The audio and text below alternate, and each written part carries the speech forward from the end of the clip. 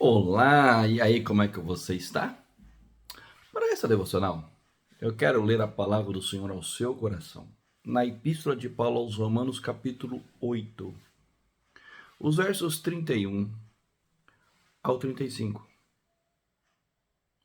onde ele assim traz o seguinte registro: Que diremos, pois, à vista destas coisas? Quais coisas? Se você observar nos versos anteriores, do 26 até o 30, o apóstolo Paulo ele vai falar sobre a questão, em primeiro lugar, da intercessão do Espírito Santo em favor daqueles que são salvos em Cristo Jesus. Paulo ele vai falar da garantia da nossa salvação mediante o que? A eleição, ou a predestinação, pois aquele que foi predestinado, o que? Foi justificado, que foi justificado foi glorificado. E ao desenvolver essa linha de raciocínio, ao final do versículo 30 ele vai dizer: e ao que predestinou, a esses também o que chamou, e aos que chamou, a esses também justificou, e aos que justificou, a esses também o que glorificou. Daí vem a pergunta que eu acabei de fazer: que diremos, pois, à vista dessas coisas? Se Deus é por nós, quem será contra nós? Aquele que não poupou o seu próprio filho antes, por todos nós o entregou, porventura, não nos dará graciosamente com ele todas as coisas? Quem intentará acusação contra os eleitos de Deus?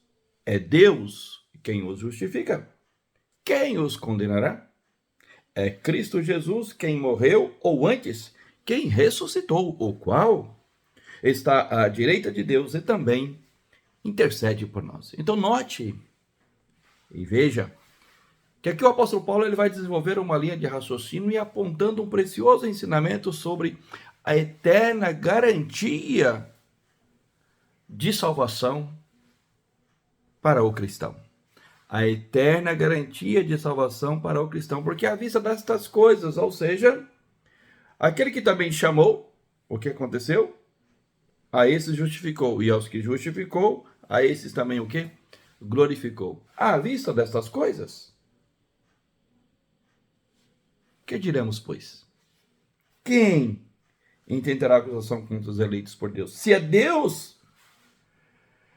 Deus é por nós, quem será contra nós? Perceba que essa linha de raciocínio do apóstolo Paulo vai também levá-lo a levantar a seguinte pergunta: quem nos separará do amor de Deus? Então perceba que você tem a sua salvação garantida pelo Senhor Deus, o Pai, o Criador dos céus e da terra, que mediante o seu Filho a selou ali na cruz do Calvário, o pacto feito pela Trindade na eternidade, como registra Apocalipse 13:8 na sua parte final. O Cordeiro de Deus que foi morto quando? Antes da fundação do mundo. E como o próprio Senhor Jesus proferiu as seguintes palavras naquela chamada oração sacerdotal no Evangelho de João. Sim, capítulo 17, versículos 4 e 5. Jesus, dirigindo-se ao Pai, ele vai dizer: eu te glorifiquei na terra, consumando a obra que me confiaste a fazer antes que houvesse mundo. Então, o apóstolo Paulo aqui, ele vai dizer: olha, se Deus é por nós, quem será contra nós?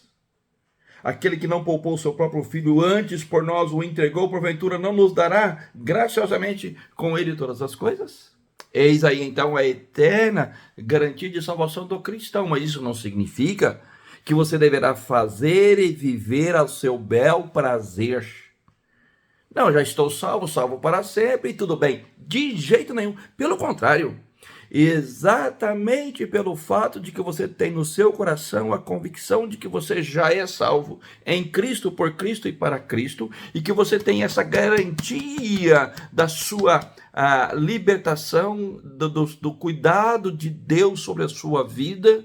Pois se Deus é por nós, quem será contra nós? É que você deverá ter uma vida de santificação, de consagração e de dedicação tão somente a Ele. Você não deverá se acomunar com as coisas deste mundo. Você não deverá deixar-se ser levado pelas coisas deste mundo. Você não poderá envolver-se com as coisas deste mundo, mas ser luz do mundo, ser sal da terra, ser testemunha do Senhor, da palavra do Senhor, do nome do Senhor, para a glória do Senhor. É assim que você tem agido? É assim que você tem vivido?